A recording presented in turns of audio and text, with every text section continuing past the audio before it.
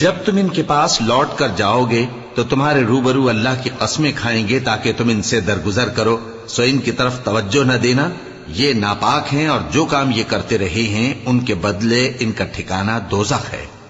یہ تمہارے آگے قسمیں کھائیں گے تاکہ تم ان سے خوش ہو جاؤ، لیکن اگر تم ان سے خوش ہو بھی جاؤ گے تو بھی اللہ نافرمان لوگوں سے خوش نہیں ہوتا۔ دیہاتی لوگ پکے کافر اور پکے منافق ہیں، اور ایسے ہیں کہ جو احکام شریعت اللہ نے اپنے رسول پر نازل فرمائے ہیں ان سے واقف ہی نہ ہو پائیں،